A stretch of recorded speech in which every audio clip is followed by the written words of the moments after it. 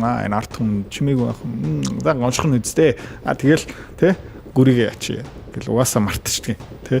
Жидүүгаач мартцсан, нүрсээч мартцсан угаасаа мартдаг шин тэнгүүд гэж хүн яагаад бүтлгүүтэй даа бодож сэтгэх дараалал нь буруу ажиллаад байгаа учраас бүтлгүүтэй шин.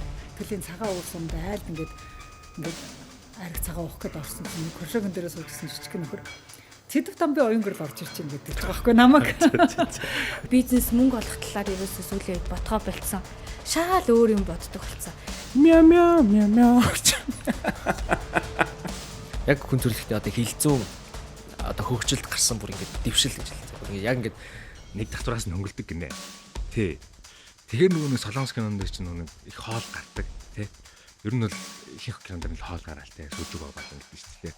Та өөрөө л аятайхан болчих гэдэг ганц л зарчим байна. Үүсээ тийм саний тусгал юмчээ.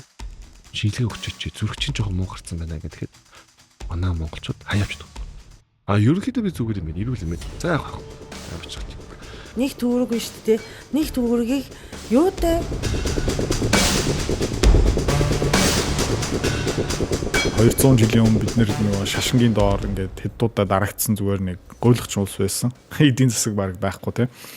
Тэгээд Оросууд нь орж ирээд бид нэр боловсрал өгөөд тэгээд нэг коммунизм, социализм биднэрт өгөөд тэгээд тэр нь фейлдээд тэгээд 90-ад ондоо ямар ч чиглүүлэггүй зүгээр хаягтаад өчрөөд тэгээд өөрийнхөө ингээ уучраа олж байгаа байхгүй зэрлэг дуу тэгээд нэг сонирхолтой юм юу гарч байгаа юм бэ гэх юм бол Монголын дундаж оюуны ухааны коэффициент өндөр мөндөр ингээд айгүй олон юм гарч ирж штэ үгүй баха тэрэндээ би ерөөсөө итгэхгүй байна. Манай Монгол улсын дундаж оюун ухааны коэффициент тэ Японоос доогуур, Солонгосоос доогуур, Хятадаас доогуур баттай. Яагаад вэ гэх юм бол бидний харал та. 12 16 жил метро барьж чадахгүй. 1984 оноос 2024 он хүртэл заяа хэдэн жил вэ? 40 жил. 40 жил шин цахилгаан станц бариагүй. Тэ? Хальс шиг зам барьна. Даннаа улгаа гарна. Улс төрчнөр нэгээд хөгжлийн банк нээн. Хааслна. Одоо дахиад зузаатгал хийн, дахиад хаасалж магтал өндөртэй. Тэгээ бид нар ингээд амар буруу хүмүүсийг сонгож байна. Олон дахин удаа. Тэгээ нөгөө англиар нэг үг гэдэг штэ. Fool me once, shame on me. Чи намайг нэг удаа хөлтчих юм бол биний огч. Fool me twice. Fool me once, shame on me. Shame on you. Тэ чи намайг нэг удаа хөлтчих юм бол тэ чиний буруу. Гэхдээ чи намайг 2 удаа хөлтчих юм бол миний буруу байхгүй. Тэгээд энэ Монголын намын систем Монгол ард түмний зүгээр ингээ хөлтөөл явж байгаа байхгүй. Тэгээд тэр ингээ засч чадахгүй. Тийм учраас ингээ үр дүн харах юм бол Хятад улс маань өнгөрсөн 20 жилийн хугацаанд улсаа тэрчгтэй шинээр босгосон. Япончууд 1950 оноос 70 оны хооронд улсаа тэрч шинээр босгосон. Тэ? Бүр хогийн цэгнээс. Тэ? Солонгос улс бас бөмбөгдөө жижиг болсон 0 цэгээсээ улсаа 25 жилийн дотор босгосон. Бид нар 30 жилийн хугацаанд өрөвдөлтөд явж байгаа шүү. Тэ? Ингээ зам ам харах юм бол тэр натур төвийн тэр аваар ингээ харах юм бол зам ногоон байгууламж нийтийн тээвэр ингээд барилга объектын замраагүй байдал лаш та. Тэгээд хизээ нэг цаг газар хөдөлчих юм бол тэр ингээд усны автгцсан юм зүгээр ингээд пат гэл унаад ирчин. Тэгээд ер нь бол манай нийгэм тэр чинь тийм ухаантай биш баха. Бидний харал та. Одоо нэг яг гоо нийтлэл үг гэдэг л да. Угаасаа ингээд бүх юм одоо амар хэлбэртэй хүнийг хөдөлмөрлөхгүйгээр бүх юм ах トゥ гэр бүл дээр очиод мөнгөний дутагсан гэсэн аваал нэг болол амьдраад шүү дээ. Энэ нэг хизээ нэгэн цагт нэг юм гүнээ хүртэл нэг нурж байгаа дахиж нэг босч ирдэг сикл байгаад байдаг шүү дээ тийм. Улс үндэстэн бүр нэлийн доош орж байгаа. Тэр одоо манай Монгол улсад юу төгсөж байгаа болов уу? Ямар бол хаач байсан уу? Төгөхгүй. Хятадуудыг бид нарыг туслаад аварчин. Тэгээ өмнө бид нар дампуурч байхдаа тэр swap хэлцэл хийсэн шүү дээ. 1.5 их найд RMB аваа. Тэрийг 3 их найд болгосон. Тэгэл манай улс бас яг адилхан ингээд амар сонин. Бас амар тэр нөгөө юу шүү төрөний ярьдаг ингээд бид нар ингээд дэндүү хцээл авсан дампуурлаа туслаач гэдэг. Тэгээ өөр улсууд бид нарыг аварчдаг байхгүй юу? Хариуц нөгөө өөрийнхөө үүсгэсэн гайнда хариуцлага амсахгүй тий Америкчууд олон улсын валютын сан гэх мэт чинь биднийг аварсан шүү дээ. Тэгээ дандаа тим явж байгаа байхгүй юу? Тийм учраас бид нарыг дараа нь бас аварчна. Өсрөнгөө хөгжил байхгүй зүгээр л ингээм амь торголттой л яваад байна гэсэн утгатай төгч байна. Гэхдээ ингээ яг Монголын улс төр харах юм бол ингээд яг ингээд амар том гай үсэд ирэх юм бол юм өөрчлөгдөг заяа. Хизээ метро баригдах юм бэ гэх юм бол заяа. Яармгаас хотын төв 4 цаг болоод ирэхээр.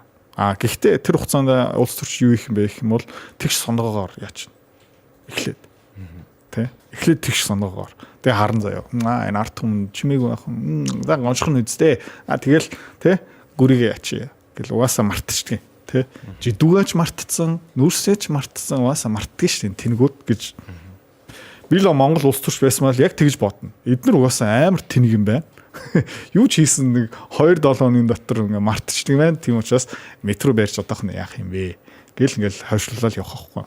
Тэгээ хизээний цагт бүр ингээд энэ Улаанбаатар хот зүгээр ингээд тарталтаад болоод зүгээр нөгөө би организм гэж харах юм бол тэгээ цус нь ингээд зогсоод ингээ хараад үхэх гээд байгаа юм бол за барьдаг байхгүй.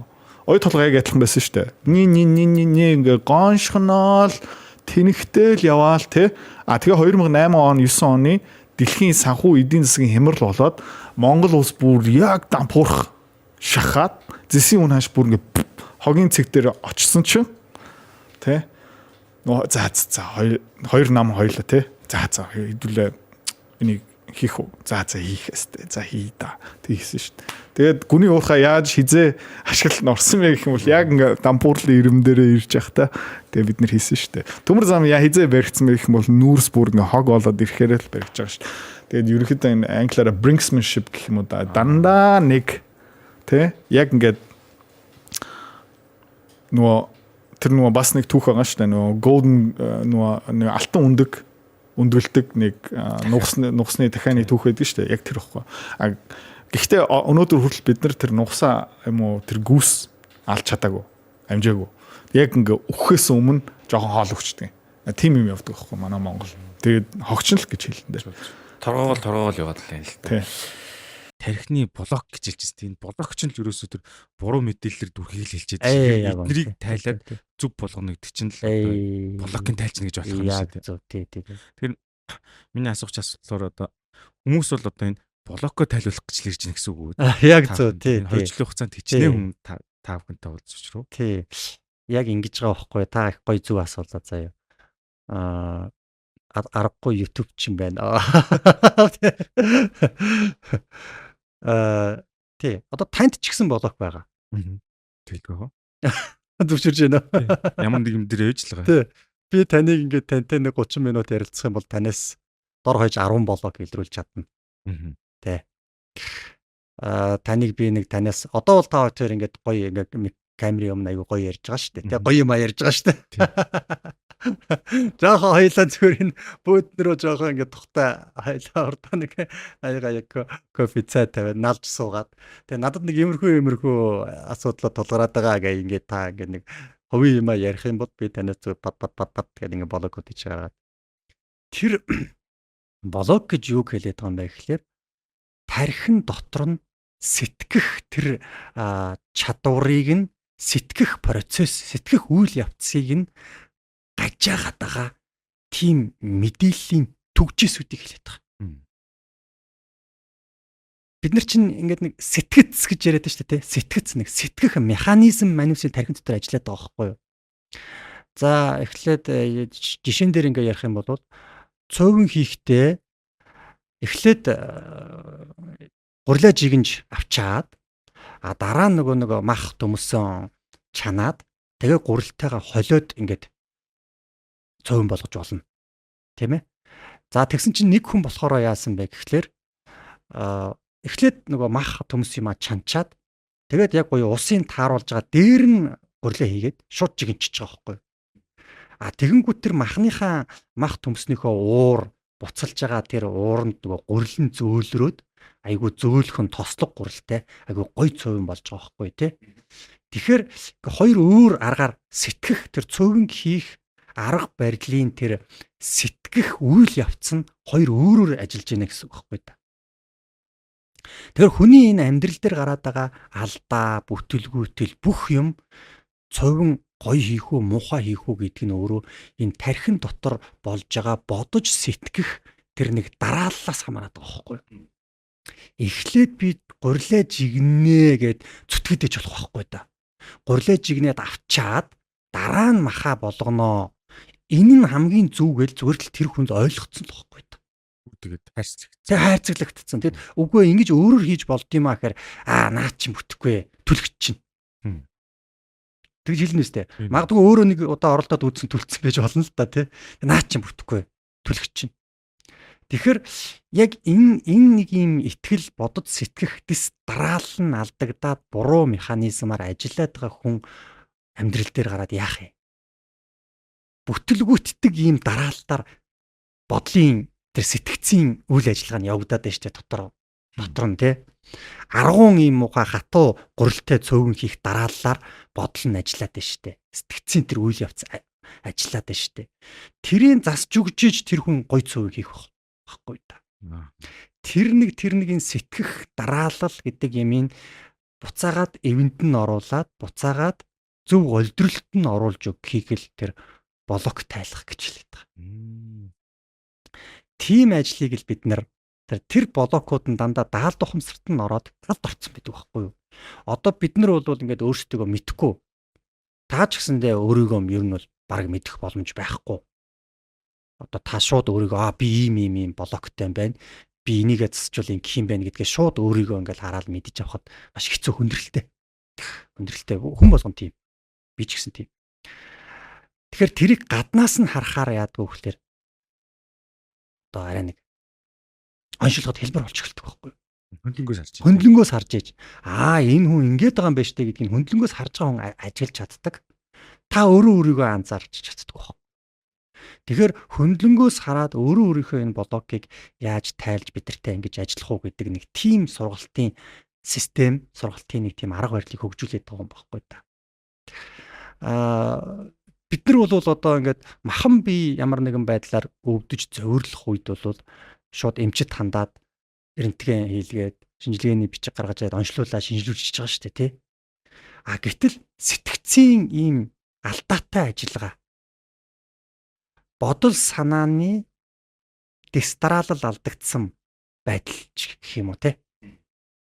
Ийм байдлын алдагдал, ийм байдлын буруу зөрүү зарчмаар ажиллаад байгааг нь онцлуулах газар байхгүй байхгүй.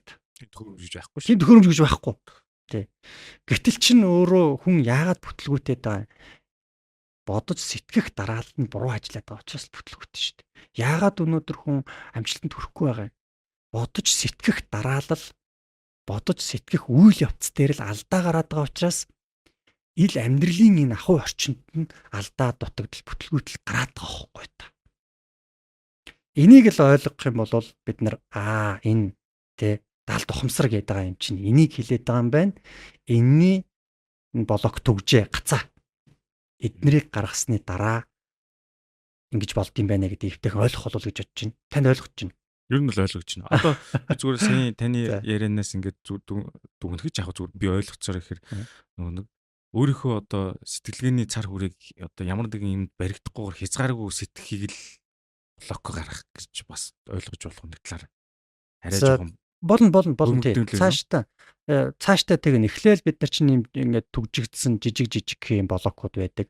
Тэдрийг тайлал яваад хаар хүний сэтгэлгээ өөрөө хязгааргүй байна. Хүний сэтгэлгээ ингээд тэлж өгдөг. Тэлж өгнө. Энэ даалд ухамсарын энэ блокуудаа гаргаж ээж даалд ухамсарын тэр хязгааргүй сэтгэх нөөц бололцоогоо ашиглаж ижил бид нар агуу зүйлийг бүтээн. Энэ зарчмыг хэрэгжүүлэхгүйгээр яах вэ? Ингээд нэг зөвөр ойр зурдаад нэг юм амжиргаага залгуулна. Өнөөдөр яагаад Монголоос агуу хүмүүс төрөхгүй байгаа юм? Даалд ухамсарыг ойлгохгүй байгаа. Өнөөдөр яагаад монголчууд биш тийм жижиг хүчүүхэн зоригтой. Би ингээд монголчуудаа харж хахад ихэнхдээ л өрөвдөлтөй байдаг шүү дээ. Байр машин л. Байр машин л зорилго нь тэр. Тэгээ мөнгө олох арга барил тэр юмнууд нь ингээд нэг юм ятнах тий. Ингээд та нэг юм хийвэл би таныг дуурайж нэг мөнгө олох гал тий. Нэг ингэж явна. Сэтгэх чадвар ингээд чөлөөтэй задгай томоор сэтгэх тийм юм байхгүй. Би танд бас нэг ярьчих. Нэг эмзэглэж явдаг нэг юм аваас ярьчих. Тэр нь юу вэ гэхээр ингээд нэг жижиг дунд үйлдвэр гэдэг үг та сүүлийн нэг 10 жил хэр олон давтамжтай сонссон бэ? Сүүлийн 5 жил их бол сонслоо. Жидүү гэдгээр. Жидүү болж тий. байлаа шүү дээ. Тэр маш их сонссон тий. Жижиг дунд. Монгол жижиг дунд үйлдвэрийг хөгжүүлнэ гэдэг 2000 оноос хойш ярьсан л дөө. Одоо 25 жил. Энэ бол шүү дээ. Зүгээр тарих угаалт гэж би боддоо шүү дээ. Тарих угаалт. Яагаад вэ? За. Масаар нь жижигхэн болгох арга. Томоор сэтгэхгүй байлгах тийм технологи. Жижигхэн дундхан тийм юм хийгээрээ жижиг дунд юм хийгээрээ жижиг юм хийгээрээ жижиг байвал гоё шүү. Жижигхэн байгаа бол чамайг дэмжин шүү. Жижиг. Олон дахин сонсоод би зүгээр жижиг тийм хүрээндээ л ажиллах юм байна гэж боохно шүү дээ тий. Энэ хүний даалт тухамсарч яг ингэж ажилтдаг байхгүй юу? Хамгийн харамсалтай. Ямар мэдээлэл олон дахин давтамжтай орж ирв тэрүүгээр хим биштэй мормонд бүрдчихэж байгаа байхгүй та. Тэг жижиг гитэн гэдэг туралтай гэдэг тэр морин бид нар одоо унаад явах болчихж байгаа байхгүй юу? Автоматар ажилдаг даалт тухамсарч нь өөрөө. Даалт тухамсараа бид нар ингээд өдөртдөх эрх нь биднэрт байгаа боловч харамсалтай нь тэр даалт тухамсарт автоматар ингэж гаднаас нь нөлөөлөх боломжууд байдаг. Одоо ямар шүүмжлэлийг сонсоод өөрийгөө хөгжүүлж сайжруулах вэ гэдгийг эхлээд сонгоно. Одоо өөрөлдөл ажил төрөл талаас чинь зан үйлдэл талаас чинь чамаг тэг яг ингээд засаж болохоос шүүмжлэл хэлдэг хүн гэж байдаг. Тэр шүүмжлэлийг бол хатууч байсан сонсож сурна. Тэгжээж нөгөө нэг одоо зузаан шир арьстай болно шүү дээ. Тэгээ хүний шүүмжлэл сонсч чадахгүй хүн бол ер нь ерөөсөө өөрөө сайжирдаггүй. Хүний шүүмжлэлийг сонсоод ингээд арьс махаараа мэдрээд тэрнийгээ жоохноор одоо бүрэн төгс засч чадахгүй шүү дээ. Тэр хүний хүсэж байгаа шиг бүрэн төгс өөрчлөгдөж чадахгүй. Гэхдээ өөртөө алхамаар сайжраад байгаа хүн бол үргэлж хөгжчихэдэг. Тэгэхээр би бол маш олон шүүмжлэлийг яг надад консалтинг сервис өгч чадах шүүмжлэл мөн үгүй юу гэдгээр нь одоо сонсно. Нэлээд олон шүүмжлэл бол тэртээ чамайг гутах зорилготой гэр бүл рүү чинь дайрсан чиний зөв байгаад чинь хүн дургу. Ийм шүүмжлэлүүдийг бол боловсруулах ямар шаардлагагүй. Тэрийг цааш нь ингээ ухаж боловсруулах тусмаа чи өөрөө ядарна. Тэгж ухаж боловсруулах тусмаа чамд хэрэггүй мэдээлэл датанд чинь орно те. Файланд чи орно. Тийм учраас тэр мэдээллийг бол боловсруулах шаардлагагүй мэдээлэл гэж би үздэг. Яг бодиттой шүүмжлэлийг бол би боловсруулж агаад өөртөө би шинэ одоо хөгжил бий болгодог байна шүү дээ. Тэгэхээр боловсруулах шаардлагагүй мэдээллийг яа дээ. Эсвэл устгана, эсвэл хайт хийн, эсвэл зүгээр өөрөө тэр группээс гарна, эсвэл блоклно гэд ингээд янз бүрийн ингээ арга шүү дээ. Тэгээ тэр одоо блок, хайт, мьют гэл одоо энэ бүх товчлуурууд чинь фейсбુકээс хийгээд өгчихсэн энэ одоо сошиал медиа дээр хийгээд өгчихсэн энэ олон сонголтууд чинь чи энэ мэдээллийг боловсруулах шаардлагагүй учраас энэ товчнуудыг ашиглаа гэд бэлдээд өгсөн юм байгаа байхгүй юу.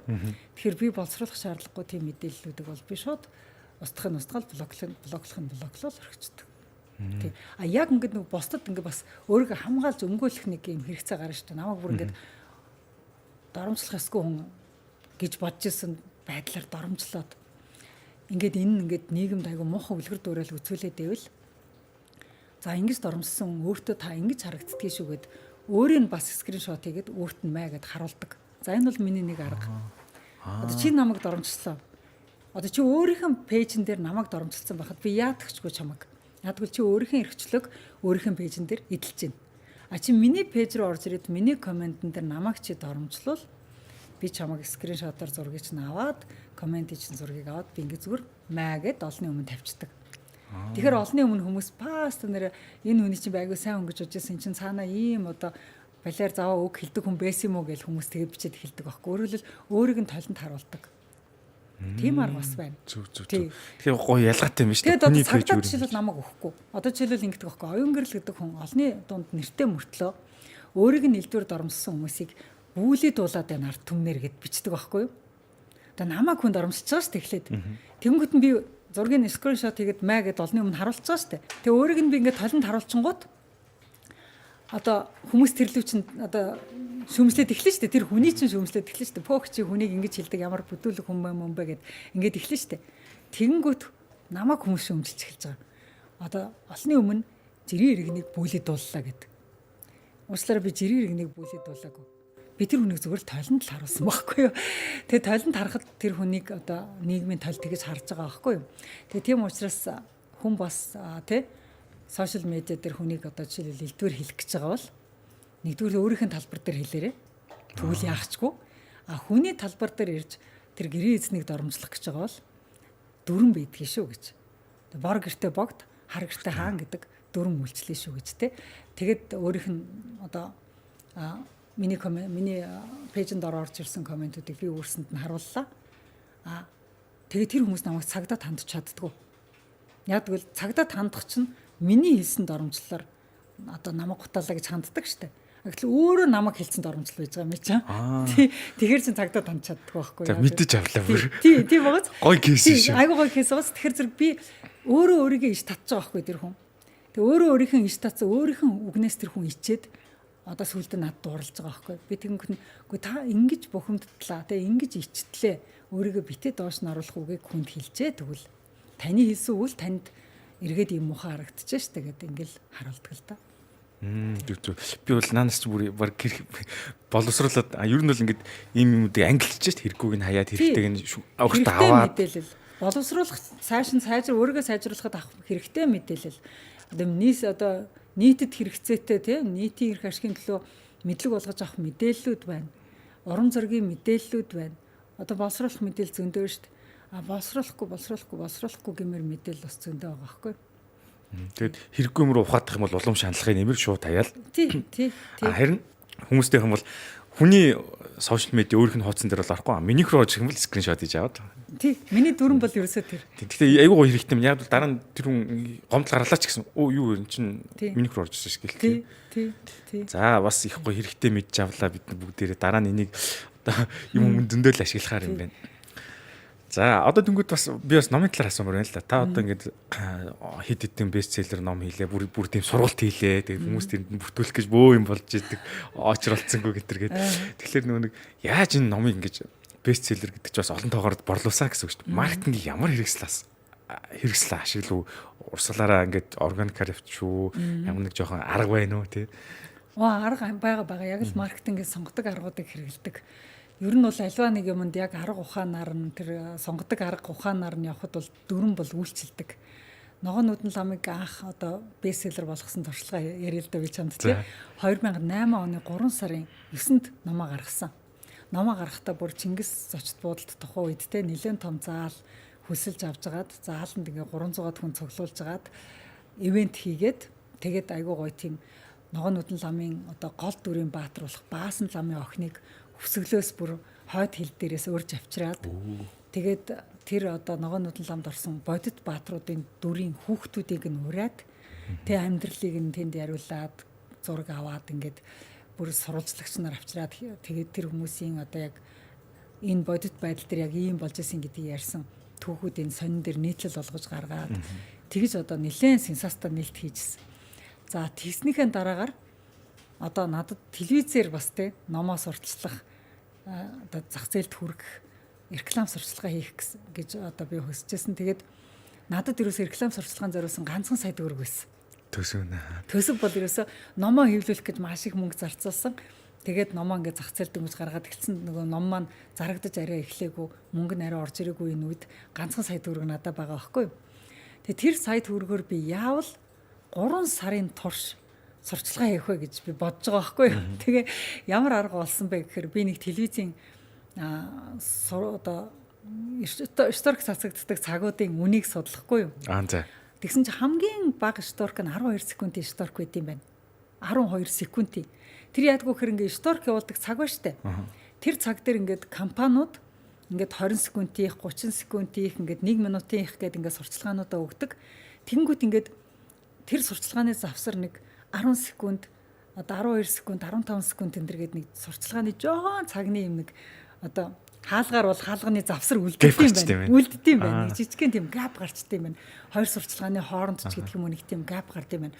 Жишээлбэл хоёр том компани зэрэгцээ сурталчилгаа явуулж хахад тэр хоёрыг араас нь явуулчихаар Coca-Cola-г урдны болоод Pepsi-г ардны явуулчих юм бол Pepsi 2 дугаар зэргийн юм шиг болчих гээд байдаг.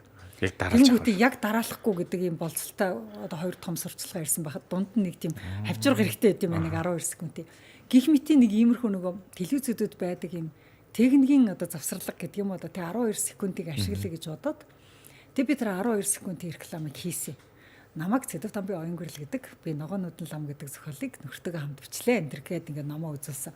Тэгээ энэ бол өвөг дээдсийн маань биднэрт хэлж чадахгүй, бичиж чадахгүй байсан түүхийг энэ номоос та уншаараач гэлээ. Нэг иймэрхүү ерөөсө 3 өгүүлбэр яриад 12 секунд би ингээ өөрөө ингээ зогсож байгаад ингэсэн нэг юм реклам хийгээд тэгэд тэрийгээ би бүтэн 3 сар цацсан.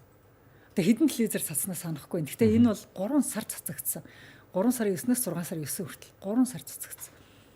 Тэр амар сонирхолтой сайн PR болсон. Өөр юу ч хийгээгүй. Тэгээд бүх телевизээр тэг бүр хөдөө ингээд 100 очиход нэг коршокон дээр сууж байгаа дөнгөж хилд орцсон нөхөр намайг айлд ороод ирэнгүүт хөдөө штэ. Хөдөө өвсгөлийн цагаан уур сумд айлд ингээд ариг цагаан уух гээд орсон чинь нэг коршокон дээр суужсэн жижиг нөхөр Цэдэв Тамбын оюун гэрэл орж ирж байна гэдэг байгаа байхгүй намайг. Тэгээд тиймэрхүү байдлаар ингээд реклама хийжсэн. Тэгээд ерөнхийдөө бол юу тийм ухаан орсон. Би одоо идэхдээ ер нь нэг бизнес мөнгө олох талаар ерөөсөө сүүлийн үед ботгоо болцсон. Шаал өөр юм боддог болцсон. Тэгээд ялангуяа эмэгтэй хүн ингээд нас явах тусмаа ч юм уу, эсвэл хүүхэд гаргах тоогоороо ч юм уу, эсвэл нэг амьдралд алдаж оноод юм үтснийхаа дараа ч юм уу амар тийм зөөлөн болчтой юм байна. Тэгээд ганц би залуу байхдаа бол би ёстой тийм зүгээр ингээл явж идэгсэн. Тэгээд эхний хүүхдээ төрүүлээд эмнэлгийн орон дээр ингээ би төрснийхаа дараа амар их уйлсан. Яг ингээ орон дээр байж та. Гэхдээ би нөгөө нэг цус алдаад ч юм уу ингээ өвдсөндөө уйлаагүй. Зүгээр л тэр ийм жохон амтай ингээ гарч ирээд мемиг ингээ олоод идж байгаа тэр ингээ миний мемиг идээд наалтцсан ингээ нүтэн арайтай идж байгаа амар гоё агуу мэдрэмж аваад ингээ уйлжсэн байхгүй юу. Тэгээд тэгтэл нэг бос болоогүй байсан байлээ заяа. 2 дахь 3 дахь хүүхд дээрээ ингээд бас ингээл эмхтэн хүн зөөлрөөл улам ийм зөөлөн ийм өрөвч болт юм байлээ. Тэгээ сая сүулт яасан бэ гэсэн чинь манай ах өнгөрөөд араас нь ихч маань өнгөрсөн байхгүй юу. Тэгээ тэр үед би ингээ амар олон сар уйлаад ажиллаа ч ихгүй уйлаа л гацсан. Тэгээ нэг өдөр ингээ гинт босч ирээд ер нь хүн хөхтийн биш тэ. Энэ амьдрал чинь ингээ дуустын биш тэ гэдэг зүйлийг мэдэж аваад би ингээ туршлага аваад байгаа байхгүй юу. Ер нь бол ингээ одоо ботход тэгэл ер нь ингээд өгөхөөс өмнө л аль болох хайртай хүмүүстэй хайртай гэж хэлмээр ч юм уу эсвэл өөрийнхөө нөгөө хүссэн зүйл амьдралаас гоё гэж бодсон зүйлээ хийж тэр мэдрэмжээ авах хэрэгтэй байна гэдгийг ойлгож аваад тэгээд тийм мэдрэмж зүйлсийг би ингээм амьдралдаа сураад байжсэн чинь дахиад нэг зүйл гарч ирсэн.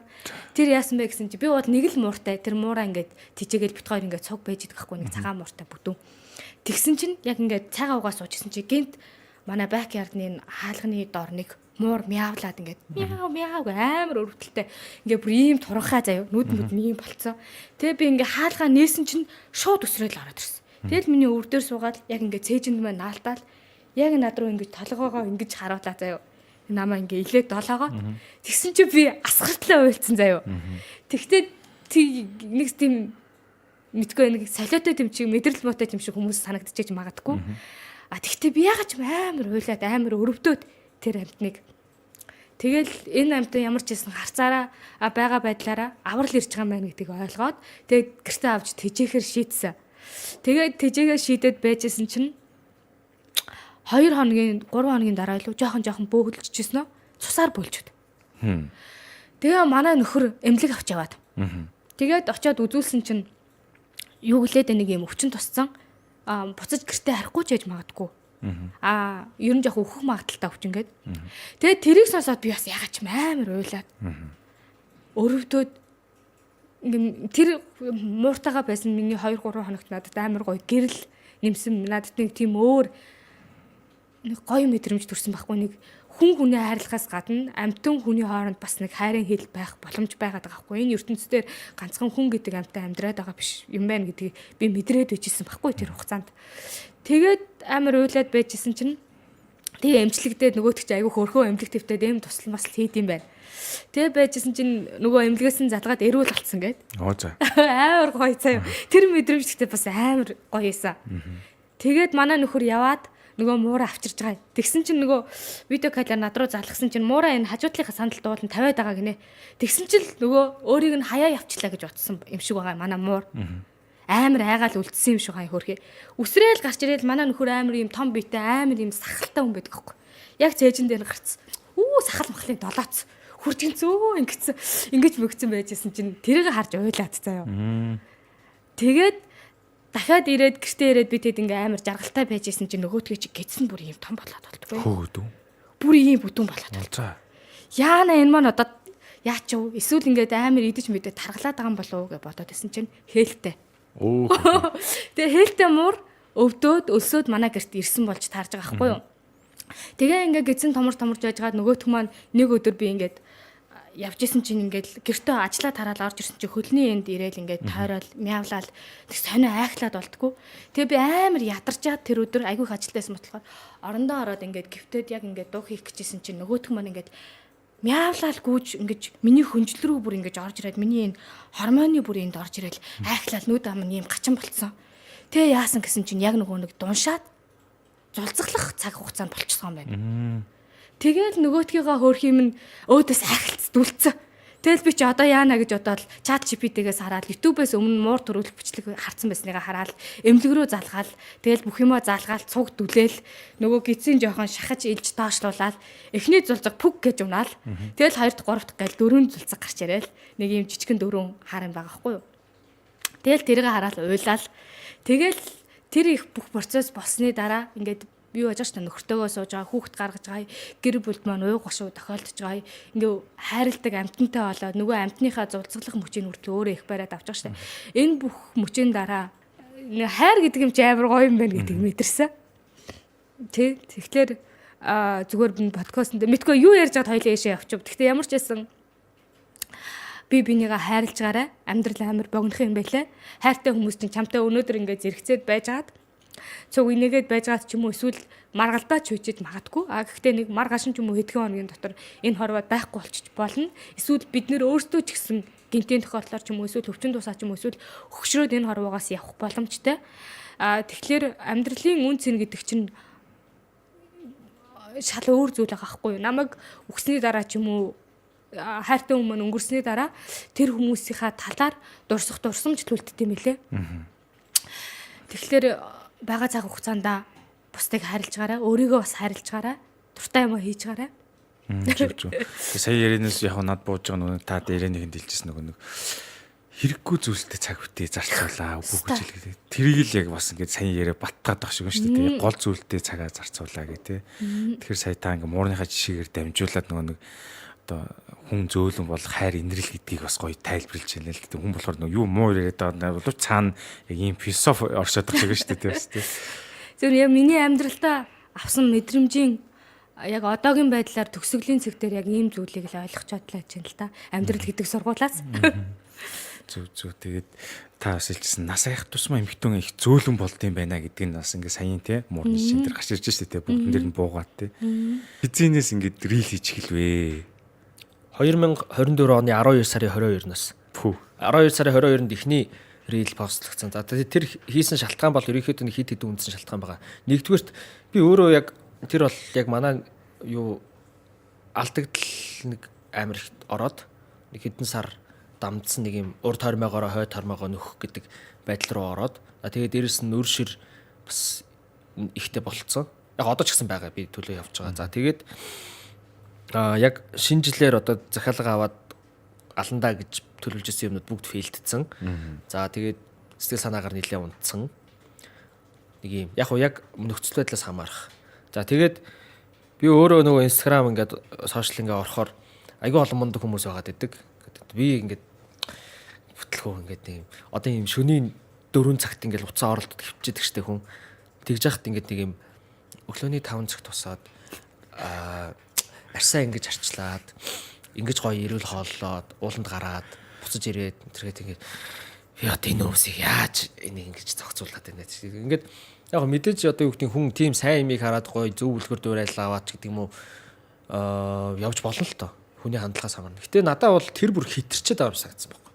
Тэг ингээд сошиал дээр ингээд баахан инхийн цагаан дагтаанууд ингээд нэг. Гэтэ яг бодитоор үлдэл байна уу? Тийм айгүй ядаргаатай заяа. Тэгээ дээрэс нь ингээд бас ингээд нэг юм мөнгө төгрөг ярьдаг баахан хүмүүс гараад ирсэн гэл. Тэгээ би зүгээр ингээд нэг юм дотор тэр хүмүүсийг одоо үзэн ядах нь хайшин заяа. Гэтэ тэр хандлага надад амар тийм сэжиг төрүүлдэг миний зарыг хөдөлгөөд идэгсэн байхгүй. Тэгээ тийм учраас би ингээд муу нуухаар сайн илчлэгээд тэгээ ерөөсөө өөрийнхөө стол өдрөст хийж байгаа юмнуудаа бүтлэхүү юмнуудаа бүгдийг ингээд бүхэлдэн бичиж аваад постолчдөг. Тэгээд дээр нь өнө хараал хилдэд байгаа ч нөө би өөрөө амхандаа стрессээ тайлаад байгаа. Тэрийг бусдаа хуваалцаад байгаа царайн тэр ихгүй. Тэгээд би тэгээ бодсон юм. За ингээд дандаа бас ийм супер хүмүүс байхгүй байгаа. Надтай нэг адилхан мэдрэх улсууд байгаа хэлбүүд энэ ч тас арайчтэй гэж бодоод эсрэг талаас нь гарч ирж шүү дээ. Тийм өстой. Тэгэл ерөөсөө хамаа намаагүй юу ач гэсэн. Тэгээ тэр ч тэгээд мэдгүй хүмүүс амар хурдан би ер нь их хүн сонирхож үзнэ гэж бодог байхгүй. Тэгээл зүгээр ингээд шүдээ яваад 0 ордог штэ хүнийг өдөрт. Яг тэрэн шиг зүгээр ингээд ийм юу болгоод орхичихгүй юу. Тэгсэн чинь амар хүмүүс харин тодорхой хэмжээ сонирхоод тэгэл дагч магч нэмэгтэл тэр нэг хандлтанд нь донтоол. Нэг юм 5 лайк аваад баярлдаг гэсэн чи одоо ингээд 50 мянган дагч магчтай болцсон ч гэсэн ажгүй ч юм уу.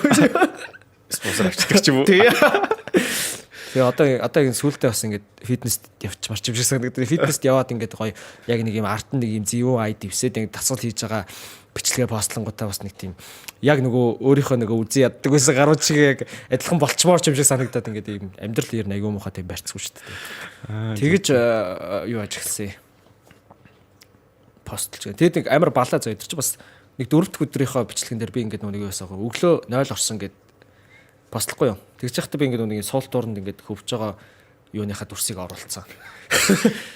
Тэгээд яг хөө би тухайн үедээ болохоор ингээд хүн болгон хоштой хүн болгон баадаг. Тэгэхээр энийг оруулах нь хэвийн зүйл гэж бодсон байхгүй. Тэгсэн чинь хүмүүс чинь ингээд амар триггерд болоод хүүе энэ ч ямар муухай амар заваан балиар шижгийн мижгийн тэр зарим нь болохоор өстой хамаа намаагүй. Тэр ч тэгээд эхний бөгөөд эцсийн тохиолдол байсан дүү тэгэл. Тэгээд энэ яг хөө цаад санаа нь болохоор сүүлийн үед одоо ингээд нийгэм тэгэл амар балиар ингээд гэмт хэрэгүүд гараад идэг штэ. Янз бүрийн гэмт хэрэгүүд гарч байгаа. За тэгэл тэр чинь хүний сошиал хийж байгаа юм чинь дандаа улам бүр үлдээд болохоор яг нөгөө нөхдүүдийн юу руу ороод ахаар дандаа нэг юм лам мамын зурагтай гэгээлэг тий нэг гэгээлэг ишлэл нэг юм хайрын тухай мухай ярьдаг ч юм уу тий ингээд нэг юм талархахаар ястаа ингээд өглөө интерч юм гэдэг энэ яг ингээд худрах чи юм аюултай байна даа л гэж боддог. Амигийн инстаграмыг харахаар юу бодогддог гэхэлэр нэг юу байгаа. Нэг тийм баг зүг үгүй яг өөрөөр л байгаа учраас хүмүүст хүрээд байгаа юм болоо гэж боддог. Тэгэхээр зарим хүмүүс бол нэг жоохон хараал хэлэгдэн дургу гэж л байгаа л угаасаа тийм бүх юм л хоёр талтай учраас явж байгаа. Тэнгүүд үнээс үдэ юу асах чинь хүнд нэг тийм нэг ямар ч одоо гэгээлэг хүнд нэг тийм хараал хэлэх хэрэгцээ гэж байд юм шиг байна тийм. Чи тэрийг нэг хүн төрөлхтөнд нэг юм бас нэг харааж яаж нэг гайгүй стресс тайлдаг гэдэг нэг тий тэр ийм болчихлоо. За би зүгээр хүмүүсээ яг санал нийлэхгүй байж болно л да. Тэр чинь ингээд айгу гоё ирчихлээ байхгүй. Нэг юм бодно, нөгөөх нь өөр юм бодно, хоорондоо маргалтанд хэрэлтэн нэгнийга чи би дээрээ тулна. Тэгээ эцэст хин тэнд ялахгүйгаа ойлгоно ч гэдэг юм уу ингэ. Яг хараалын үгний категори байгаа шүү дээ. Одоо үгийн сан ингээд ялгыг заяа. Ингээд хараалын үгний категорийг ингээд яах юм бол би бол тэрийг ингээд яг хүн төрөлхтний одоо хилцүүн одоо хөгжилд гарсан бүр ингээд дэвшил гэж хэлсэн заяа. Бүр ингээд яг ингээд хараалын үгнээс илүү заяа. Яг тухайн хүний яг мэдэрж байгаа юмыг яг ботоор нь маа гэж гаргаж ирэх тийм чадaltaй үг ер нь айгүй ховор гэж би бодоод байгаа байхгүй. Ихэнх тохиолдолд за ялангуяа монголчууд бол илүү тийм дотгошоогоо жоохон хаалттай ингээд доторх юмаа гаргадаг хүмүүс байдаг шүү дээ.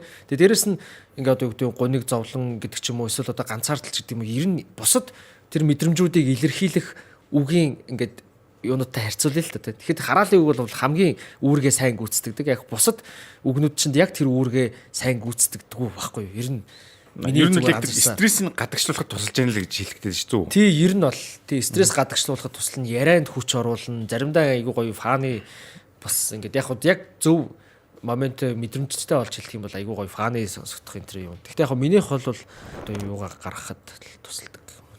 Тий яг тэгээ дээрэс нь ингээд би энэ дээр гэж нэг хүмүүс хараалын үгийг ерэн зүгээр энгийн үг гэд хүлээгээд авчихвал бас яад дээ ингэж зүгээр заримдаа зүгээр бодогддог байхгүй. Ингээд яг хараалын үг жишээ нь ингээд тийм амар юм ариун гэгээ юм яриад байгаа хүмүүс тэмдэл дээр ингээд яаж хөглж байгааг одоо бид нар зөндөөл хардаг шүү дээ. Тэгээ тэглээгээд нэг хараалын үг хэллээгээд бас нэг тийм амар муухай юм байна уу. Зөвхөн тэрийг ингээд сонссон чи ингээд сонсоогүй юм шиг өнгөрүүлээд эсвэл ингээд чи хараалын үгээ болооч гэж бичгийн орон зүгээр тэр нөхрийг сайхан блоклоод ч юм уу. Тиймэрхүү юмар нэг юм ач холбогдол өгөхгүй байвал бас яад юм бол. Гэтэ энэ жоохон худлаалах л та. Ер нь юу юм бэ те? Зүгээр сонсморог бол блоклж байгаа. Тий. Сонсмор бол зүгээр сонсог юм шиг өгч гэж те. Тэгэхээр нөгөө талаас нөгөө нэг хэсэг бүлэх гэж байгаа. Чиний наатгай чинь үзэнгүүтээ манай хүүхд гэж байгаа тийм хүмүүс бас гарч ирж байгаа байх те. За тэн дээр бол ийм бодолтой. Тэр хүүхдийн үзэх хэмийг одоо яагаад тэр контент хийж байгаа хүмүүс рүү хариуцлагыг өрүүлэх гэж оролдоод байгаа хандлага бол маш тэнэг эргүү гэж хэлнэ. Яагаад тэгэхээр тэр хүүхдэд хин утас авч өгсөн. Хин тэр сошиал хаяг нээж өгсөн. Ингээд тэр бол эцэг эхийн хариуцлага байхгүй. Тэр нэг хичнээн ажилтай завгүй байна уу, наануу цаана байна. Тэр өстө түүж байдлаа байхгүй. Тэр үний өөрийнх нь юу байхад байхгүй. Одоо заримдаа ингээд нөгөө нэг Facebook хүлээж авах тийм тэнийг юм амирх гарч байгаа. Одоо нэг Grimix Kami хоёр шүү дээ, тий? Chami гэх үү? Chami юу? Kami. Тэгээд тэр хоёрыг чинь чихэр рекламдлаа гэд уралддаг байхгүй. Гэхдээ юу гэсэн юм бэ? Наа хоёроо үзэж байгаа тэр хүүхдийнхээ утсыг хурааж аваач. Хүүхдээ гадаа гаргаж тоглуулаач. Одоо юу гэдэг нь тий? Тэр чинь нөгөө нэг эцэг эхийн хариуцлага гэж байна. Тэгээ монголчууд нөгөө нэг юм хүүхэд нь ширээ толгоо цогчонгууд ширээг нь зоддог юм сэтгэлийг одоо болох хэрэгтэй. Тэгэхэд би нэг өнцгөн тэр. Тэгээд нөгөө өнцг нь бол угаасаа би бол хүмүүс ингээ хүүхдийг нэг юм ариун гигэн цагаан гэж боддог шүү дээ. Би бол тэгж боддог байхгүй. Хүүхдэд ерөнхийдөө тодорхой хэмжээнд жоохон чөтгөрлөг заяа. Тэгээд миний санаж байгаагаар бол намайг одоо тэр 5 6 дугаар анги мангад байх ч юм уу жоохон байх ч юм уу тий. Амар хараал хэлдэг байхгүй. Амар өстө 9 шидийн хараал ингээ сурж аваад янз янзаар ингээ хэлээл яваад энэ заяа. Тэгээд харин том болонгуудаа тодорхой хэмжээнд одоо энэ ч бас болохгүй юм байна гэдэг ч юм. Тэгээд багсдаг гэж би боддог. Тэрнээс ч одоо нэг ингээл хүүхэд гээд нэг юм ариун гигэн цагаан юм гарч ирээл тэгээд нэг юм бохирдод бузартаад байгаа юм бол ерөөсөө байхгүй. Тэгээд дээрэс нь би бүр тэгж ярих юм бол хүнийг хүүхэд том хүн гэж ангилахад ч амар дургу. Ер нь бол хүүхэдтэй ч том хүнтэй ч ер нь зүгээр нэг янзаар адилхан шудраг харьцах хэрэгтэй. Зүгээр хүүхэд бол тэр чинь бүр эхээс ингээд төрөхтөөл ингээд юм хүн гэдэг бүхэлдээ юм бодгал болоод хувирчиж байгаа учраас тэр ингээд яаж харьцах вэ? Англиад гэх гэж.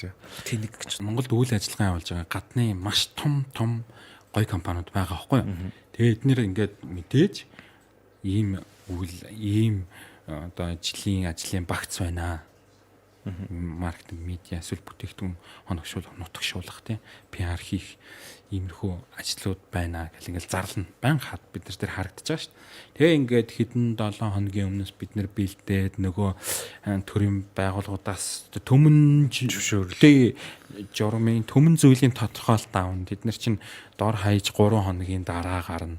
За яг хөө зарим нь ингээд цахимаар тэр дороо гардаг болцсон байх шиг. Зарим нь ингээд нэг ажил яаралтаагаар тэд зүгээр 50-аар тэтгэл ингээд сонголттой тий.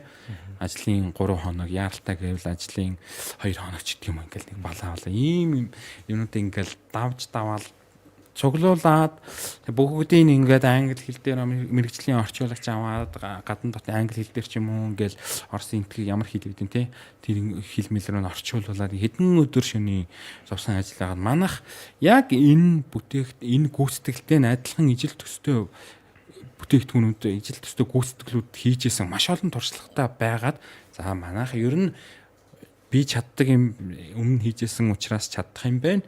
Манайх энэ төрүүлчих баха гэсэн амар гоё итгэлтэй байна шүү дээ. За ингээд өглөө. За ингээд тендерийн материалыг өгөн сонгон шалгуулалтын материалыг бүгдийг өгөөл тэнгүүд. Тэгээ бид таны материалыг хүлээж авлаа баярлалаа. Эргээд холбогдно гэж мэдээж хариу мэйл ирнэ. Тэнд нь маш их баярлдаг. Тэнд нь л баярлах гэж одоо тийм олон хоног юм янз бүрийн төрийн байгууллагуудаар яваа бичиг цуглуулсан юм шиг байгаа. Тэгээ ингээд хэд хоногийн дараа ингээд дамдаа бид чинь медиа салбарын бие биенийгээ бүгдийг таньж байгаа шүү дээ. Дамдаа ингээд сонсохоор тэднийх чинь нэг тэр чинь анханасаа баг тэдний компанид зориулж зарласан тендер сонгон шалгуулалт байсан байл шүү дээ. Тийм юм сонсохоор тэгэл мяу тийм зохиолдол ерөөсө банк ганц хоёр биш ерөөсө банк яг тантай адилхан бус агентлагууд студиуч гэсэн тоглож байсан. Тэгж ороод тэгээ сүултээ бид за нөгөө чинь нөгөө байгууллага өөр нэг байгууллага ийм ажил зарсан байна. Энэ дээр танаа ийм туршлагыг нэмээд манай энэ туршлагыг нэмээд ийм хүний нөөц ийм тоног төхөөрөмжтэй бүгдээ хамт одоо бүр групп болоод орё гэж байгаа шүү дээ. Бүр арга адил. Тэгээ арга адил. Тэгээ одоо надад миний найзууд ч гэсэн бүгдээ мэдчихэл байгаа банк би нэгээ тэгж түгшиж ордог. Тэгээ орё ийм том CV зузаан CV-тэй болчоод ингээд ороход бид нар нэг ийм том одоо материал бүрдүүлсэн байлаа гэхэд нэг ийм бараг л ийм нэмгээ материал бүрдүүлсэн нэг өмнө тэр салбарт ажиллаж байсан ч юм уу гүү ч юм тийм компани орж ирнэ. Төрөлцсөн ч байх шиг. Тэгэхээр за магадгүй таны ч юм уу миний ч юм уу компани тендер чалгараагүй одоо энэ ажил гүйцэтгэлд ороогүй гэж тэнцээгүй гэж болно. Тэгэхдээ тэр тэнцэн компани үнэхээр мундаг те хийсэн юмтай тоног төхөөрөмжтэй байх гэж бодтол тийм байхгүй байна шүү дээ. Тий байхгүй бүр аутсорсингээр бараг л нөгөө нэг кейс яриа заяа нэрээ. Нэг бас нэг гадны том компани хөөхөн юм нэг хагас жилийн аян өрнүүлээгээд одоо нөгөө тэр чи юу гэдэг компанид ажиллаж. Компани зарим хүн марчаад. Хагас жилийн компанид ажил өрнүүлээгээд энэ ажлын гүйцэтгэлийг хийж өгөөч гэдэг студиуд ингээд агентлагуудыг сонгон шалгаруулсан. За ингээ манайх ингээ хүчтэй орлоо ингээл лаглаг компаниуд ингээд орж байгаа шүү дээ. Тэгээд тэгсэн чинь нэг ямар ч нэг 2 3 хаан үнэтэй нэг юм компани шалгарч байгаа байхгүй юу? Тон төхөөрөмж амар энэ төр гэдэг. Тэгэл ингэсэн чинь нөгөө компани маань сарын дараа манай агентлаг руу холбогдож байгаа шүү дээ. Таньдаг хүн болж таарсан тий төрүүлсэн компани таньдаг хүн болж таарсан. Тэгээ яасан ингээд гэсэн чинь бараг л ингээд танахаас бусад ингээд аутсорсинг тоног төхөөрөмж хүний нөөц гүйцэтгэлээ хийлгүүлээд ингээд юу яагаад хийлгүүлээ гэж бодоод би энэ одоо бараг танил талаараа энийг ингээд авсан юм аа. Тэгээс солиортын тэгэл ялчгүй тэгэл тав алахгүй л ингээд баригдаж байгаа шүү дээ. Хин хаана ингээд ямар цөөхлөө хийгээд гэтээ ингээд сонсоод их гонхтой шүү дээ. Гонхтой тий. Одоо тэнд нэг нөхөр ялж очсноо. Цуг өрсөжсэн компанид одоо за маа энэнгээр хийгээд цавчаа хийгээд нөгөөх нь өгч ин гэсэн үг шүү дээ. Тэгэхээр ингээд нэг бидний одоо энэ манай энэ бизнесийн экосистем хөрс ус жоохон ингээд бохирдсан байна тий. Ямар ч одоо зөвөөрөө явахад бас хэцүү болох гэдэг юм шиг. Тийм учраас хүмүүс ингээд бас нэг юм хүн буруугаар юм руу орж ийн гэж үзэх юм. Тийм шүү дээ. Бүр арга хайтаад. Бас нэг гомдож явд юм аа. За ямар кейс юм? Яг надад тохиолж ирсэнээс би өөрөө нөгөө хүүгийнхаа нэрээр одоо гэр бүлийн соёл хүмүүжлийн комик гэдэг нэг комик ном гаргадгийн. За 2015 оноос хойш гаргаж байгаа. Тэгээд тэр чинь нөгөө цэвэр өөрийнхөө хөрөнгөөр өөрөө мөнгөө илүүчилжээж ингээд зохиолыг гаргаж зуруулаад хэвлэлийн компанид ингэж өгөөд борлуулалтаа ингэж цэвэр өөрөө ингэ хариуцаад хийдэг байхгүй юу? Энэ нөгөө fuck up болсон гэдэг шиг энэ бол цэвэр надад туршлага өгж байгаа. Тэгэхээр ч нэг ашиг машиг өгсөн юм байхгүй. Би яг хүүхдүүд ингээд нэг учир зүггүй телевиз болоод гар утас таблетны ингээд 100% хамааралтай болчиход байгаа учраас энийг нэг номроо буцааж татъя. Ном сонин сэтгүүл үздэг болгохын тулд ийм нэг сонирхолтой байдлаар хүүхдийн комик ном гаргасан байхгүй. За тэгсэн чинь тухайн жил нэг сангаас маш гоё буцалтгүй гэсэн тодорхойлолттой дэмжлэг зарладаг байхгүй.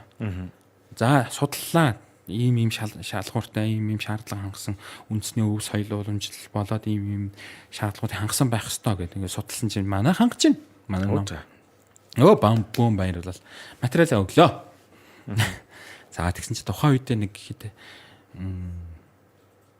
100 орчим сая төгрөг те 100 орчим сая төгрөгийн макс нь 100 орчим сая төгрөгийн дэмжлэг. Та үр дүн чинь ийм үр дүнтэй бол энэ дэмжлэг тань дээр очно гэсэн. Манай шаардлага нь хангаж яасан. Тэгээ очиод материалуудаа бүгдийг ингээд хүмүүстэй нь уулзаад материалуудаа бүгдийг өгсөн. За таг болцсон. Энэ сарын дараа 2 сарын дараа залгаж гин. Хаамаагүй нэг танихгүй. Тухайн бас сангийн хүн биш. Би одоо аль сан мөнгөний хэлэхгүй шүү дээ. Тийм. Сангийн хүн биш. Огт хамааралгүй хүн. Оо сайн уу сайн юу энэ да гэл ингээл тэгзэн таньдаг хүн шиг ярьснаа. Яа хөшөө чи нэг ийм буцалтгүй олгох дэмжлэгийн одоо төслөө өгсөн байна. Ер нь болж шүү. Танах тэнцэх юм байна. Окей гэтгсэн. За 60% нь өгчгөө. Тэгвэл энэ төслийг чинь дэмжиж өг. Oh my god 60% штэ. 50 биш 40 биш 30 биш. Хаанаас юм тоо гараад байгаа юу? Мэдхгүй. Тэгээ би бүр ингээ гайхаад энэний гарах үр дүн чинь манай төслийн үр дүн өндөр байгаа штэ. Тэгээ яагаад ингээд 60% гэдэг чинь бас арай л ер нь л энэ арай л өндөр тоо биш үү гэсэн чинь ер нь бараг л одоо энэ буцалтгүй дэмжлэгийн ханш нь ийм болцсон гэж. 60% штэ нэ за. Тэгээ би нөгөө 40%-аар нь зүгээр байхаар 40% дэмжлэг хийн өгөх юм тийм үстэй. Ханаас ч үгүй шүү дээ. Тэгээд 40% дэмжлэг аваад би тухайн төснөө ингээд явуулаад үргэлжлүүлээд ингээд гоё үр дүн хүмүүст бас мэдх нэг нь мэднэ. Ингээд нэг ийм комик номын төслөө ингээд үргэлжлүүлээд явсан.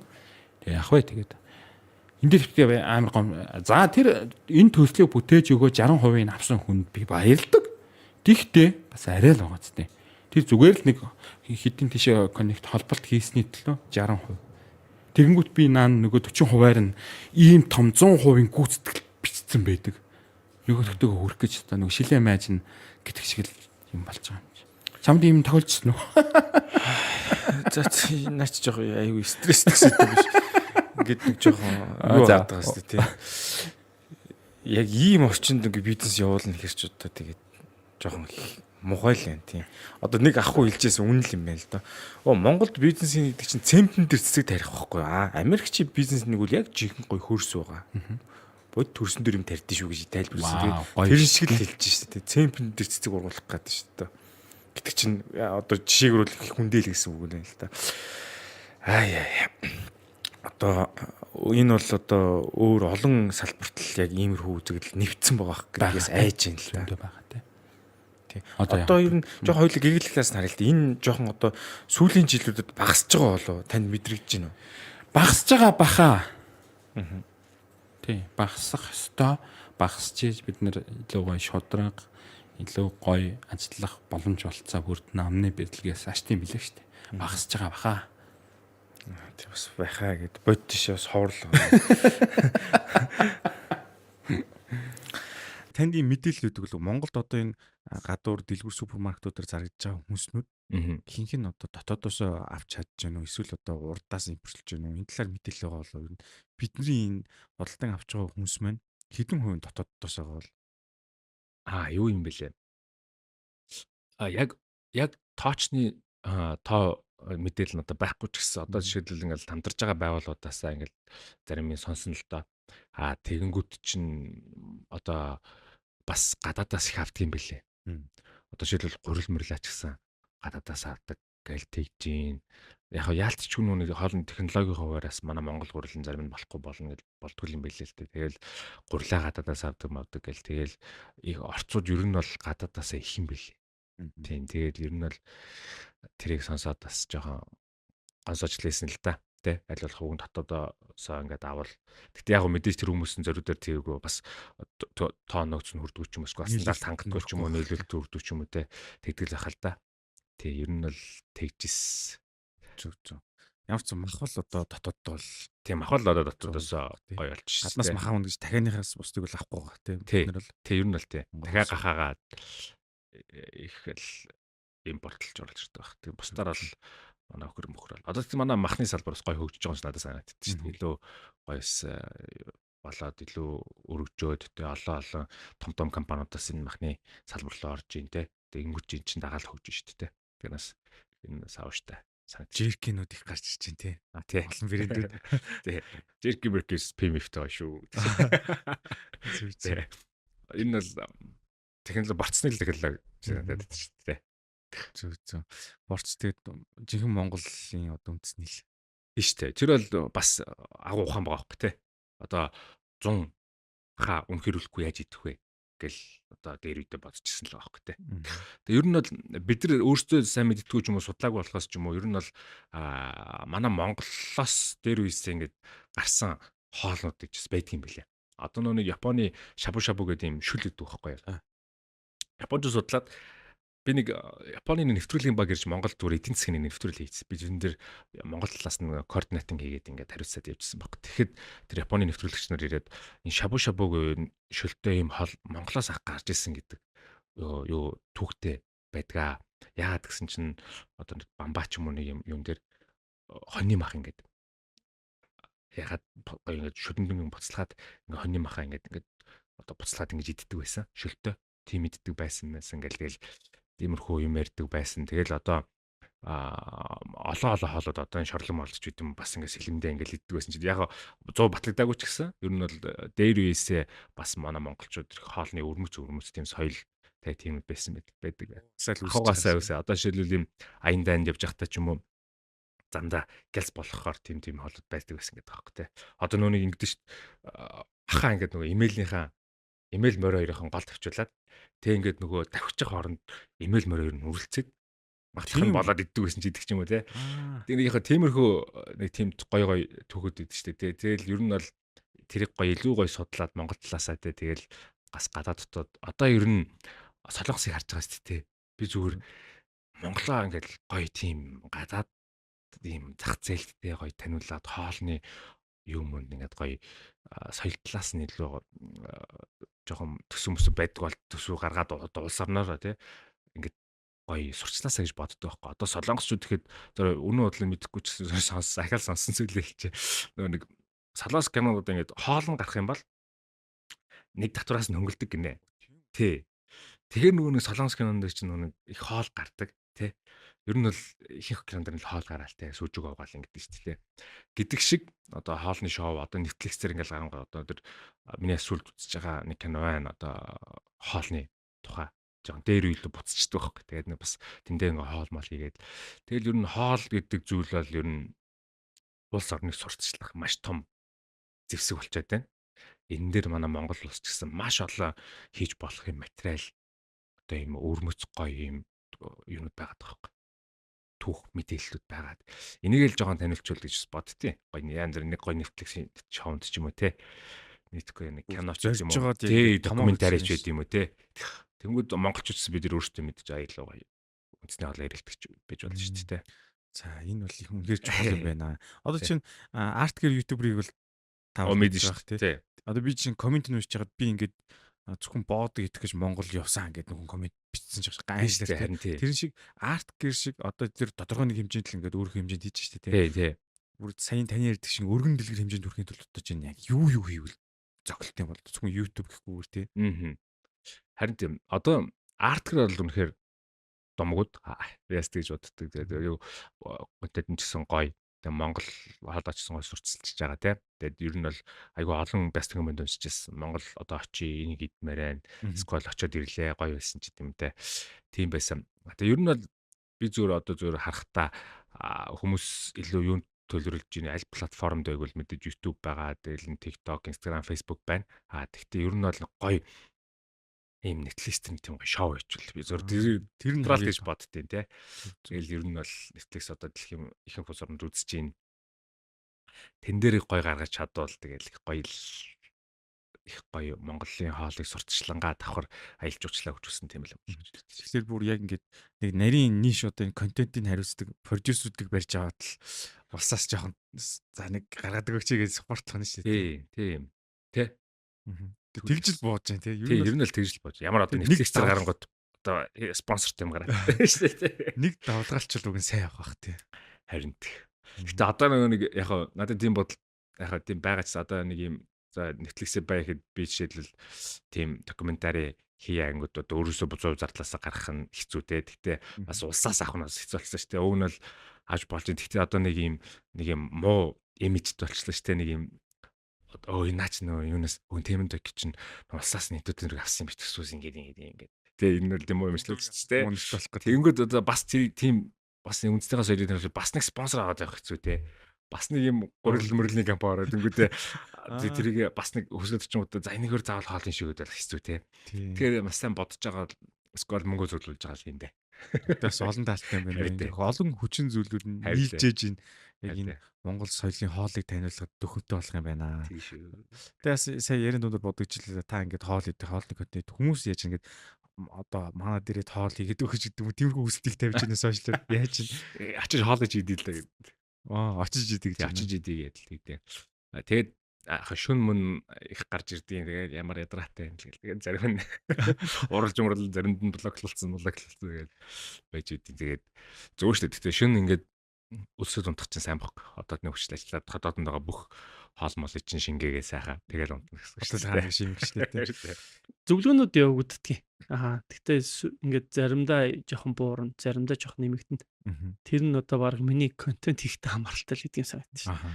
Жоохон идэвхтэй юм хийгээл яриад эхлэхээр хүмүүс зөвлөгөө авъя гэлвэл. Зөвлөгөөн дээр зөндөл олон кейсүүд байна. Тэгээд одоо за хамгийн хүнд кейсүүд тэр болохоор зөвхөн миний ингээ санаанд бууснаас л ярихад ойролцоогоор 350 сая еврото болсон.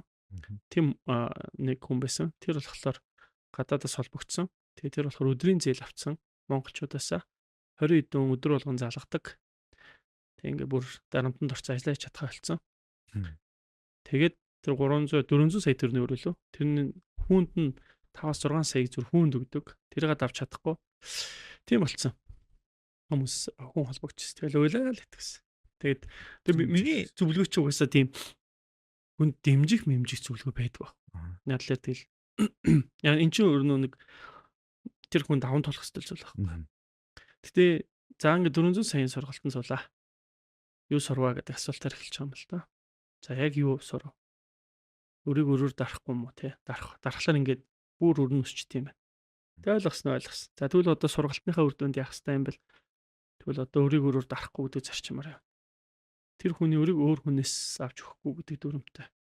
Хоёрдугаарт өөрийгөө үнэхээр дампуурсан гэдэг тэр хүлээн зөвшөөрүүлээд хүүгээ багсгах бүх алхмуудыг хийгээд үндсэн мөнгө ихлээр та нарт төлөё.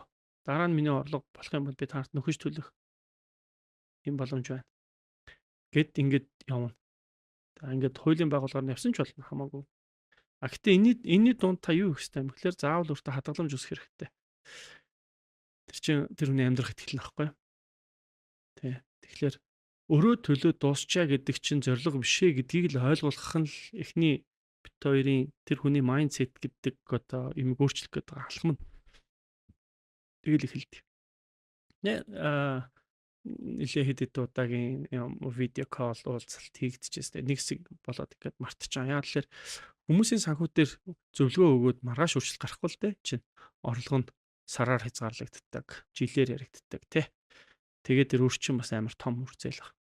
Гэхдээ нэг 2 жил болсон юм уу? Ямар ч нэг дахиад юм групп үсгэсэн уулзалт хийгээд явж исэн. Зүүмээр уулзж исэн чинь тэр хүн дараа нь надтай холбогдоод би нөгөө нэг таньс зөвлөгөө аваад үйлдсэн чинь тэгээд нэр мөр жоо өөрчлөлтсөн.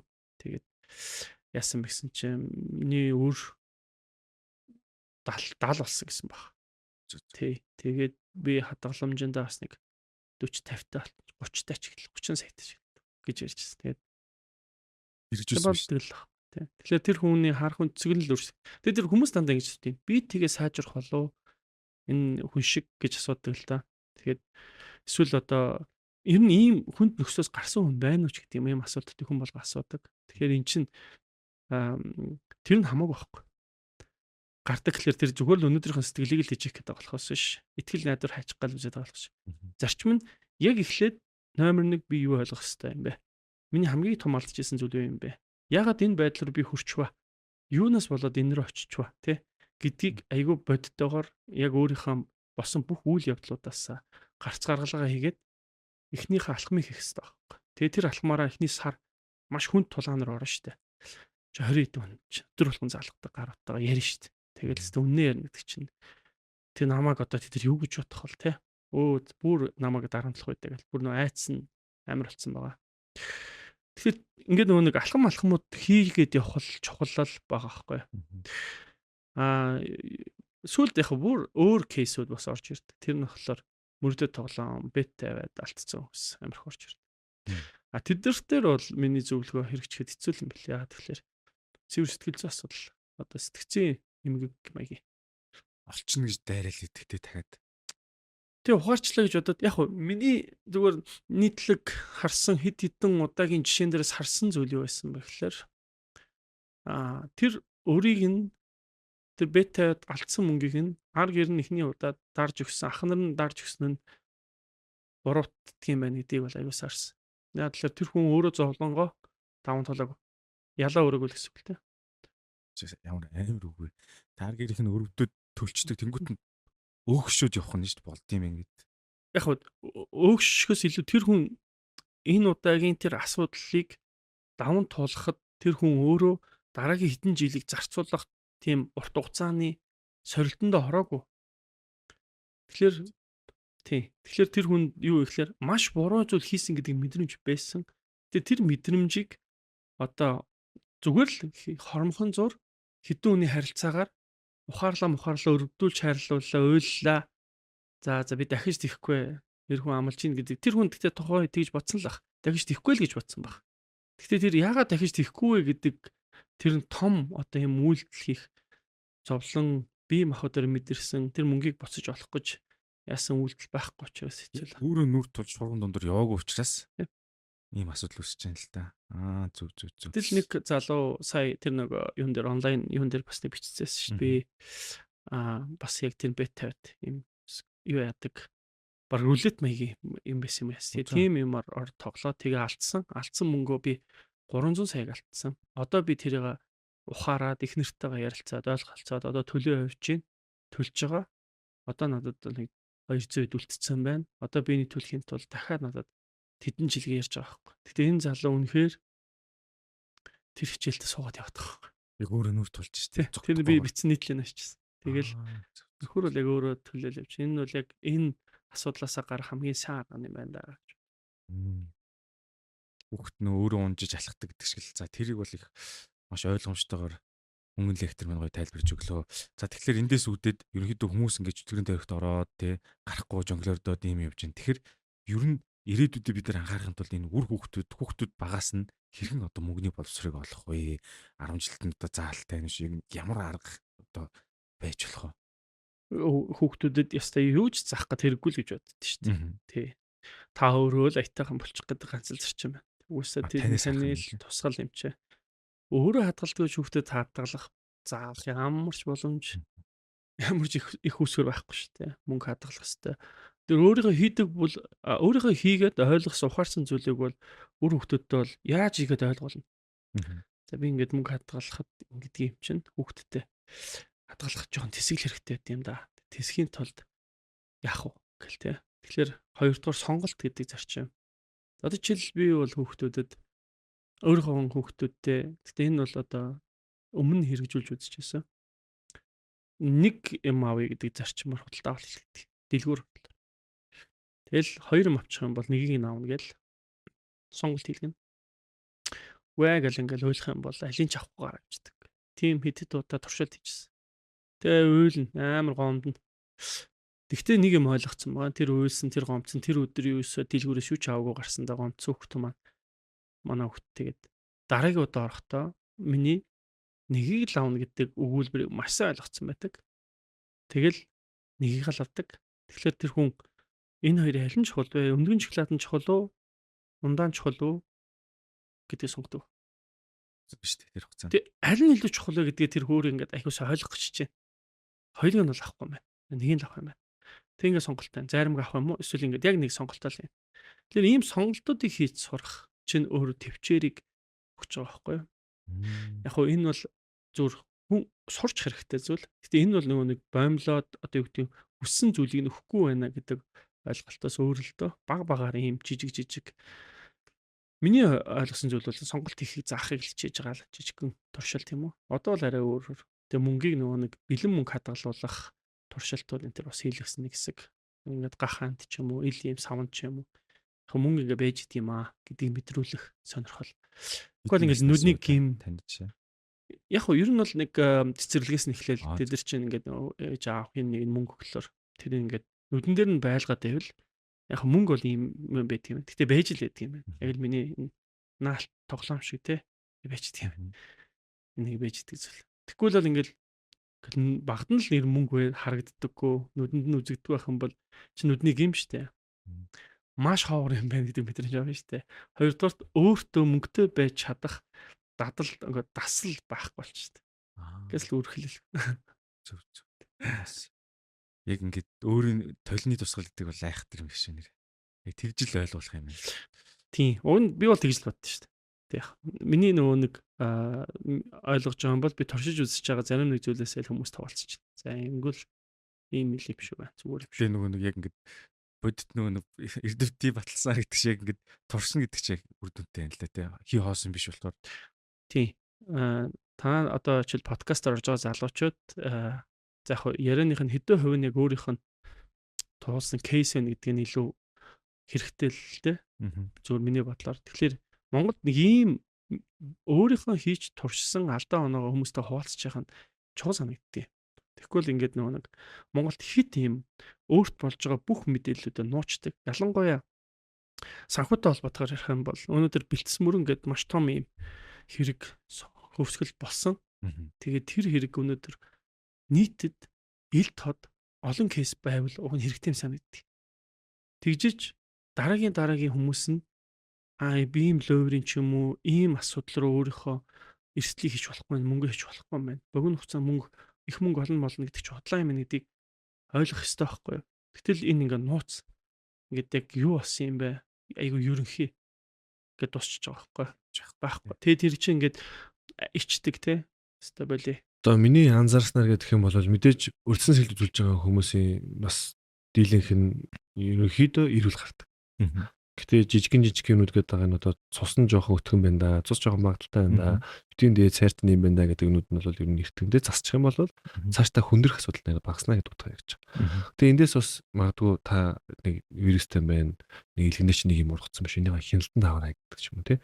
Ийм асуудлууд гарч ирэх юм бол тэр нь цаашдаа хянуулаад эмчгийг хийгээд идэгч бас болно шүү дээ. Хүндрүүлэхгүй. Тэгмүүд эмнэлэгт үзүүлэх гэдэг байгаа нь юу гэхээр одоо 30 наснаас хойш гэж ярьдээ ер нь бол. За. Та 30 наснаас хойш жилдээ нэг удаа цогц эмчилгээ үзүүлсэн байхад бол хамгийн зөвөө одоо харамсалтайгаар өвчин амир залуучж штэ. Амир гойгоо залуусууд ингээл гинт ингээл зүрхний юу гарч юм уу. Одоо заримнаас туслаар явж гин. Тэгтээ зарим нь үнэхээр ингээл харавцсан сэрийгүү тэгчлээ амир харамсалтай сонсож байгаа байхгүй. Тэнгүүд залуу юм чи яа гэм бэ гэдэг энэ яриа одоо амар хэцүүлж чаддаг байхгүй. Нэг магадгүй машин нэг зурчхад машин зүг зүйлийг явж байгаа шүү дээ. Тэгтээ хүмүүс машинаа ингээл амар кэрлэл ингээл арчлаад шууд засуулж уурж муурлаа тий. Чи миний машиныг зурчлаа гэж уурлаа. Тэр машины чи явах хэдэ ингээд ямар ч нөлөө байхгүй үзмжинд нь л нөлөөлж байгаа шүү дээ. Тий. Тэнгүүд таны биеинд чинь нэг юм шинжилгээ өгч чи зүрх чинь жоохон муу гарцсан байна гэхэд манай монголчууд хаяавчдаг. Ерөнхийдөө би зүгээр юм байна. Ирүүл юм байна. За яах вэ? Та амарчгалч. Гэхдээ тийм кейс гарсан шүү дээ. За. Уурхаан залуу үзүүлээд тэгсэн чинь ер нь ажил хийж бол болно. Гэтэ та зүрхэн дээр асуудалтай юм шүү. Энийгээ хяналтанд аваарай. Тэг үнийг одоо ажил хийж болохгүй гэж хэлж болохгүй. Зүгээр залуу сайхан л ах шүү дээ. Хяналтанд аваарай гэхэд ах бол би ирүүл юм байна гоё. Тэр хүний зорилго нь ажлаа хийхдээ та энэ бичгээ аваад ирэй гэсэн шаардлагатай байсан ба компаниас. Хүний нөөцөөс хаа баасан ч мэдэхгүй. Зүгээр гэдэг бичиг тийм. Зүгээр гэсэн. Жилдээ нэг удаа үзүүлэх хэрэгтэй байхгүй юу? Тэнгүүд нь мэдээж одоо уул уурхаа мурхаад магадгүй төмөр зам ажиллаж байгаа хүмүүс чинь жилдээ одоо зам байдлага хийж байгаа хүмүүс жилдээ нэг удаа үзүүлсэн шүү дээ. Тэнгүүд тэр хүн үзүүлээд би ерөнхийдөө зүгээр юм байна. Зүрхэн дээр анхаарсан байна бичиг юм шиг төгсөн баг. Тэгсэн чинь нөгөөдөл нь яач юу гэсэн чинь 2 сарын дараа 3 сарын дараа зуны хаалганы харанд хараад газар дээрээ болцсон байгаа байхгүй. Тэгээ энэ дээр мэдээж манайхтай нөгөө хамтарч байгаа байгууллага нь ингээд гомдол гаргаа штэ. Таны нүг ирүүлгээд хэлсэн штэ. Энэ үчиг асуудал. Гэхдээ мэдээж одоо ажиллаар явж байгаа нэг ар гэрийн асуудал гарч ирэх нөгөө нэг шүүх мөх яасан мэдээж хаа бас асуудал гарна уул хаа дээр нь магадгүй зогсоогоод мөртөө шалгах явагдана штэ.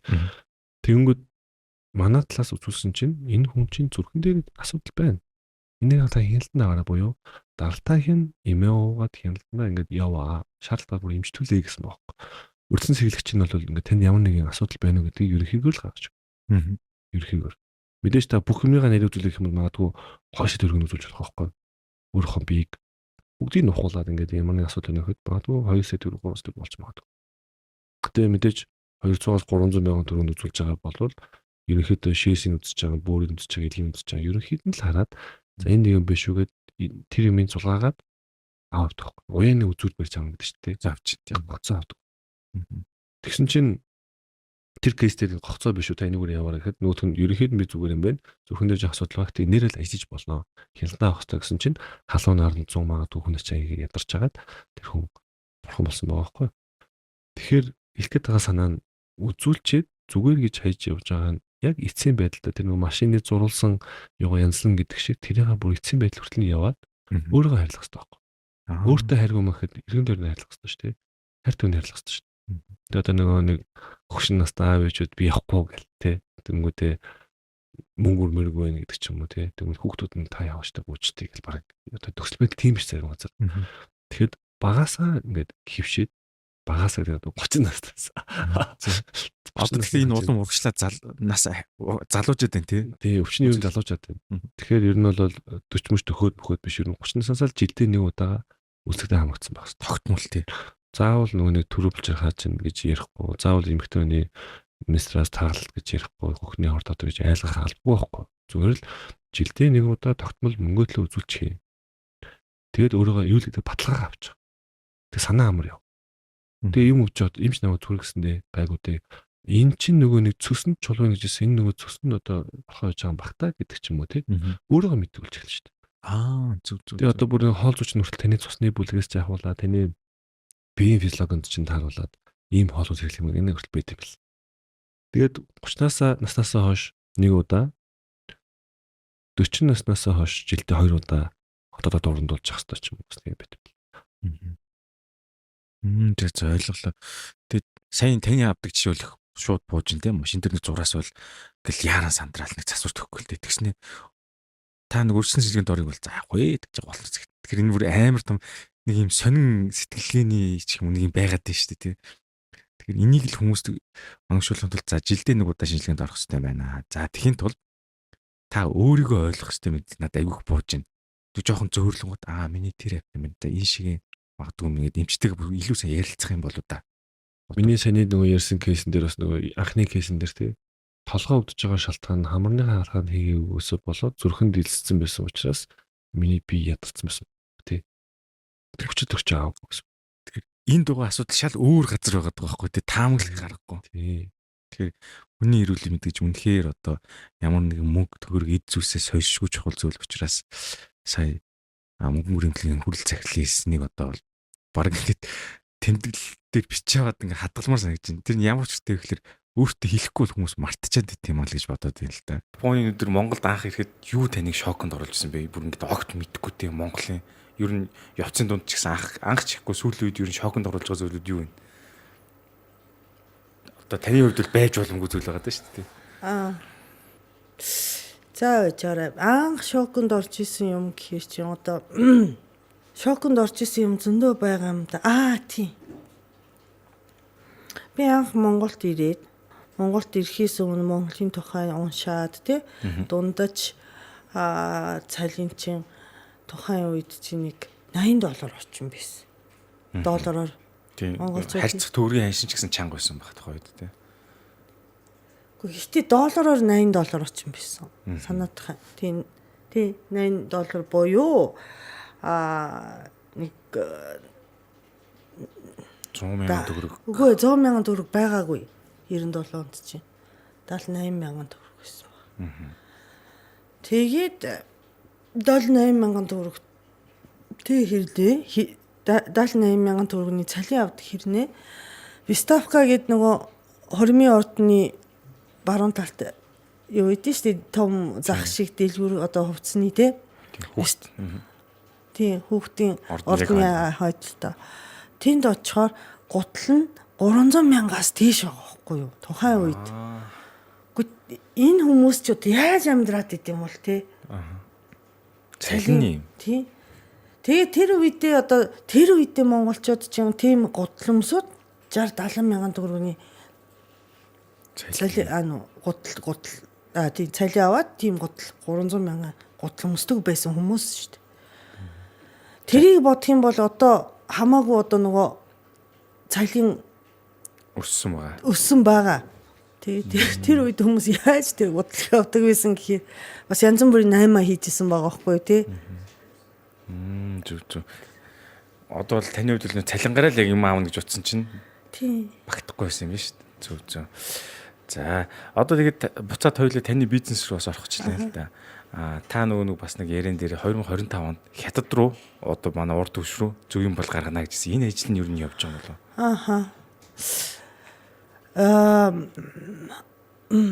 Бид нар зөвгийн баалыг хаашаа гаргалаа? Японд руу бол гаргасан. За бага хэмжээгээр Европ руу, Америк руу бас гаргаж исэн. Тэгээд 2000 за ерөн 2002-3 оны үед ч илүү бид нар чинь нэг JICA-гийн төслөөр нэг хэдүүлээ ярилцахдаа 2025 онд ядаж ихний одоо 10 тонныг гаргах зэл та гэж ярьжсэн санаадах юм. Тэгээд одоохонд гаргаагүй байгаа. Энэ хятад гэдэг чинь Монголын хөрш орн те газраараа явждаг, машинаар ч явждаг, те одоо бугуунаар ч явждаг. Хамгийн ойрхон тэгээд маш том зах зээл гаргах юм бол зарагдах гад итгэх зүг юм бол те. Яагаад гаргаж болохгүй байгаа юм бэ гэхээр энэ дээр чи нөгөө хятадын бодлого чинь ингэдэг байхгүй юу? Одоо нөгөө сайхнаас мах гардаг болсон шүү дээ. Хятад руу те. Тэгээ мах хин дуртай мах хааж зарч болохгүй байхгүй юу? Одоо нөгөө хоёр компани дураараа гэрээ хийгээд нөгөө юу яаж болохгүй? Хүснээр оруулж болохгүй. Хүснээр оруулж болохгүй. Нэгдүгээрт Монголоос өхрийн махыг авнаа гэсэн одоо улс хоорондын гэрээ байх ёстой байхгүй юу? Хоёр улсын хооронд. Тийм, хоёр улсын хооронд. Дээрээс мах дээр бол ингэт юм билий одоо нөгөө энэ үйлдэл болохгүй гэдэг юмыг хятадын одоо нөгөө мэрэгжлийн хяналтчийн газар нь ирээд шалгаад тийм одоо сертификат өгч тэр компаниас авах. Тийм бидэг. Зөгийн балны хувьд бол зөгийн балыг Монголоос авнаа гэсэн гэрээ хилцээл нь хийгдэг байгаа. Бүр улс орнд тэгжиж л явах юм. Тэгэхээр хувь хүнээс ямар ч компаниас шалтгааллахгүй юм байна. Тийм. Тэгээ тэр ажил нь одоо нөгөө 4-5 жилийн өмнөөс тэ одоо энийг чинь гайл хийх ёстой, хөдөө аж ахуйн яам хийх ёстой байхгүй юу? Тэгээ энэ дээр хизээ болох юм бэ, хизээ хийх юм бэ, хизээ бид тэр гаргаж болох юм бэ гэж яваад байгаа л та. Гэхдээ одоохонд бол болоогүй байна. Арай гэхдээ дөвч байгаа юм болоо би нөгөө аль болохоор улсын байгууллагатай ойртохгүй байхыг хичээдэг болохоор асуугаач байгаа. Тий. Гой сурах сонсох үйлгүүдийг гэж бодод. За тийм хүн.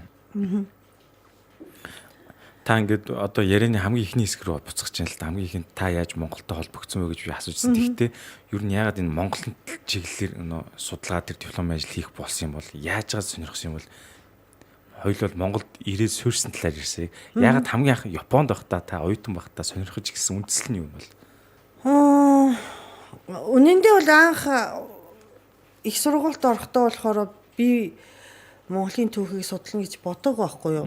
Тэгээд 2 дугаар курст орохдоо бид нар мэргэжлээ сонгохдоо одоо юу гэх юм.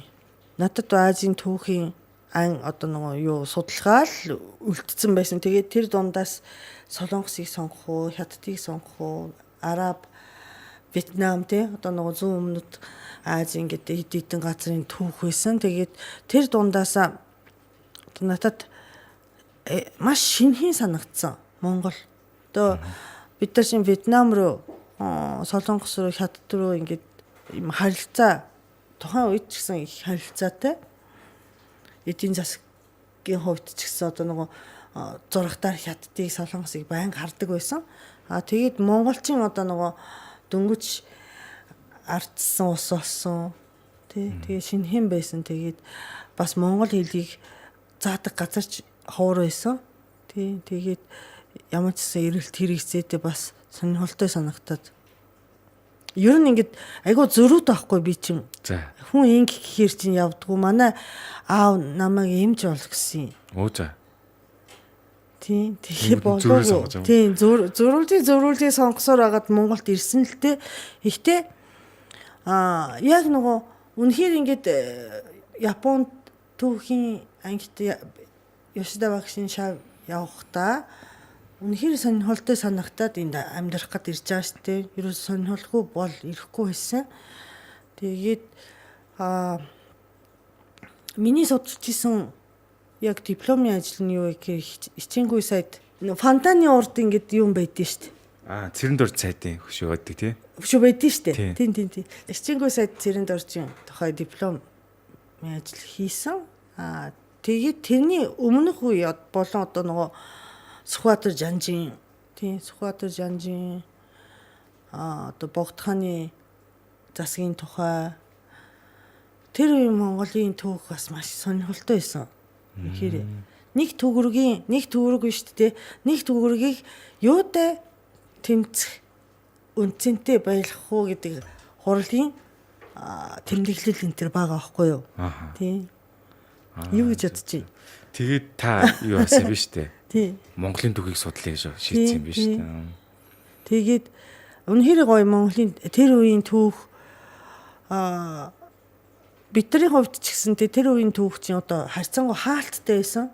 Тэрнээс өмнө ер нь одоо 90 он хүртэл 80-ад онд чинь архив дээр ч гэсэн нээлттэй үзүүлэлтгүй байсан. Тэгж холбогдсон. Хичээнгүй сайд цэрэнд орж байгаа талаар диплом ажил хийсэн байна. Бас сонирхолтой Монгол орны талаар хийсэн байна.